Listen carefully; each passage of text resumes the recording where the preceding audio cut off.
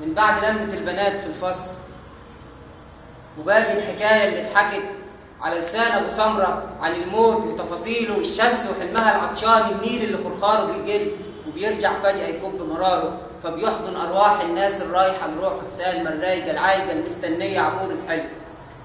القصة مش بس صياغة عم جمال للنص وسن الآه، مش بس صياغة عم جمال للنص وسن الآه، ولا نبرة صوت الميت صارخ عايد جوه قلوب المستمعين. القصة مداها الزمن الفايت عاجز عن عودته للحاضر، لكن حاضر بسيوف الحرف. فبقول ويقول ويكتر قول الكل عن الأيام، عن الأحلام، عن صوت الواد الطالع غصب من كتر الغصب ما بقاش بيقول الكلمة بجد، حاطط حد بينه وبين الجملة الممنوعة من العرض. أبو أم الأرض، لو كل اللي عليها رياء، لو كل أصحابي هيستنوني أنا اللي بصاحبهم، والكرد هيفضل شايل مني علشان ما بقتش بشوفه كتير.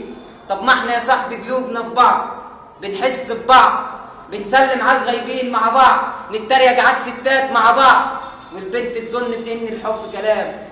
مر الجامعة وزمايل الدفعة خلاص نسيوني، نظرات بسيوني بتغني بنار، بتقول تباريح مجاريح مقاطيع، بنلم النوم الرايد من على الطرق، مش شايف فرق بين شوقي لابويا في ساعة الهجر بدون الحزن، ودموع المحبوسة لحد ما رد وشافني بكيت. مش شايف حد في نظام دكتور بتهاب الطلبة كأنه إله، وما بين فرعون كان برضه بيضغى عشان ما يلقيش سياد. الخوف بيخاف من نور، من السور، من هجر الجنة عشان هيفوتوا بنات الحور. بيخاف من النوم علشان ما تفوتوا دقيقة بيرمح فيها على الأحلام. بيخاف من الشعر ويموت الشعر. لو كل الشعراء ترصوا في صدر الحفل وينادوا عليهم بعض الرقص وبعض الطبل يقول الشعر وجرف الشعر، يلا بسرعة عشان هنلم وبلاش من الحلم. لو آخر الصبر قعد على قهوة النعمة وعليها النعمة قالها لنا صاحبي في أول مرة، هتلف تلف وترجع مطرح ما أنت بدأت.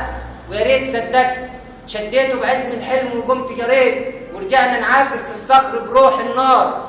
النار الجايدة في قلم الليلة بتكوي النص، النار الجايدة في قلم الليلة بتكوي النص، ويغور النص لو قرر يقفل نفسه بصوت الموت فيموت الصوت.